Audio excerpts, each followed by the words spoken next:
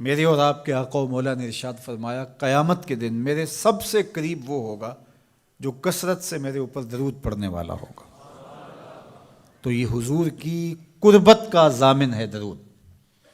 تو اس لیے اپنی اولاد کو حضور علیہ السلام پر درود پڑھنے کی ترغیب دو۔ بچپن میں ہی اپنے گھر کے اندر مجالس درود قائم کرو۔ روزانہ کی بنیاد پہ ہو تو بہت اچھا، نہیں تو ہر 8 دن کے بعد ایک دن ضرور متعین کر لیا جائے۔ جمعۃ المبارک کے دن کثرت کے ساتھ درود پڑھنے کی ترغیب دی گئی ہے، اور فرمایا اس دن فرشتے حاضر ہوتے ہیں۔ تو حضرت ابو درداء رضی اللہ تعالی عنہ نے عرض کی، یا رسول اللہ صلی اللہ علیہ وسلم، آپ کی حیات طیبہ میں تو ٹھیک ہے، لیکن جب آپ انتقال کر جائیں تو کیا اس کے بعد بھی یہ عمل جاری رکھا جائے؟ ابن ماجہ میں یہ روایت موجود ہے۔ تو حضور علیہ السلام نے حضرت ابو درداء سے فرمایا، ہاں میرے وصال کے بعد بھی اس عمل کو جاری رکھنا، اور ساتھ ارشاد کیا کہ ان اللہ حرم علی الارض ان تاکل اجساد الانبیاء فنبی اللہ حی یرزق، اللہ نے مٹی پر حرام کر دیا ہے کہ وہ نبیوں کے جسموں کو کھائے، نبی قبروں میں زندہ ہوتے ہیں، ان کو رزق بھی دیا جاتا ہے۔ تو کہا کہ یہ میرے بعد بھی میرے اوپر درود کے سلسلے کو جاری رکھنا۔ تو ایک مومن تو درود کے ساتھ جڑا ہوا ہے، وہ تو درود کے بغیر دن گزار ہی نہیں سکتا۔ الگ سے نہ بھی پڑھے تو اس کو نماز کے اندر درود پڑھنا ہی ہوتا ہے۔ درود ابراہیمی تو نماز کا حصہ بنا دیا گیا، اور اس کو کثرت کے ساتھ درود پڑھنے کی ترغیب دی گئی۔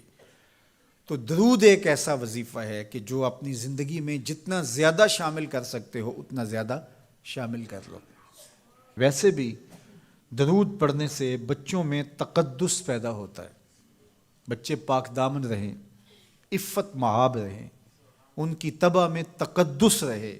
آپ چاہتے ہیں، ہر ماں باپ چاہتا ہے، اور پھر دور موجود کے اندر جو فتنے ہیں تو بہت ضروری ہے کہ ہماری اولادیں تقدس مآب رہیں۔ تو ان کو درود کی ترغیب دو، تو اس کا عملی نتیجہ یہی ہوگا کہ ان میں تقدس کا جوہر پیدا ہوگا، اور ان کی عصمت کی حفاظت رہے گی۔ اور درود شریف پڑھنے والے بچے اور درود شریف نہ پڑھنے والے بچے دونوں کی عادات میں فرق ہوتا ہے۔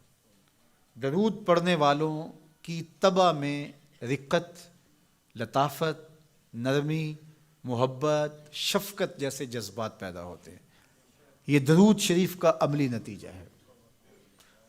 بعض لوگوں کو شکایت ہوتی ہے کہ ہمارے بچے بڑے اکھڑ ہیں، بڑے تند مزاج ہیں، بڑے سخت گیر ہیں، تو اس کا علاج کیا ہے؟ تو اس کا علاج یہی ہے کہ ان کو درود کی تسبیح دو۔ درود اکڑ توڑ دیتا ہے، طبیعت کی تندی نکال دیتا ہے، طبائع کی تلخیاں ختم کر دیتا ہے، محمد عربی کے نام کی مٹھاس پیدا کر دیتا ہے۔ حضور کا نام شہد سے میٹھا ہے، دل آویز ہے۔ کھنڈ میں اتنی مٹھاس نہیں ہے، شکر اور گڑ میں اتنی مٹھاس نہیں ہے، شہد میں اتنی مٹھاس نہیں ہے، قند اور نبات میں اتنی مٹھاس نہیں ہے جتنی نام محمد میں رکھی گئی۔ ان کا نام لبوں پر آئے، میٹھا میٹھا منہ ہو جائے، ان کے بول بہاروں جیسے اور اصحاب ستاروں جیسے، ان سا پیارا اور نہ کوئی، ان سے بچھڑ کے لکڑی روئی، جب وہ سیر کو جایا کرتے سر پہ بادل سایا کرتے۔ میرے شہر کے ایک پنجابی شاعر ہیں، انہوں نے تو قلم ہی توڑ دیا نا، تینوں سینے دی میں ٹھنڈ آکھاں، اگر آپ کا ذوق ہو تو، تینوں سینے دی میں ٹھنڈ آکھاں، شہد گلاب تے کھنڈ آکھاں، تینوں نبیاں دا میں لاڑا آکھاں، تیرے ہجر دے وچ میں ہاڑا آکھاں۔ تو ان کا نام ہی میٹھا ہے، دل آویز ہے۔ تو درود غصہ ختم کرتا ہے، طبیعت کی تلخی اور تندی مٹا دیتا ہے، اکھڑ پن ختم کرتا ہے۔ تو آپ اگر چاہیں کہ اولاد اکھڑ ہے تو ان کو کسی طرح درود پہ لے آئیں، درود کی تسبیح ان کے ہاتھ میں دے دیں، تو ان کی طبع میں نفاست بھی آئے گی، ان کی طبع میں لطافت بھی آئے گی، ان کی طبع میں رقت بھی آئے گی، ان کی طبع میں محبت بھی آئے گی، ان کی طبع کے اندر جو ہے وہ لیاقت بھی پیدا ہوگی۔ درود پڑھنے والا بچہ ذہنی استعداد میں درود نہ پڑھنے والے بچے سے بہتر ہوتا ہے۔ یہ بھی آپ تجربہ کر کے دیکھ لیں، دو بچے برابر ذہنی استعداد رکھتے ہوں اور ان میں سے ایک بچہ درود پڑھتا ہو اور ایک درود نہ پڑھتا ہو تو درود پڑھنے والا بچہ آگے ہوگا۔ یہ درود کی برکتیں ہیں، یہ درود کی رحمتیں ہیں۔ تو درود کثرت سے پڑھنا اپنی اولاد کو سکھائیں گے۔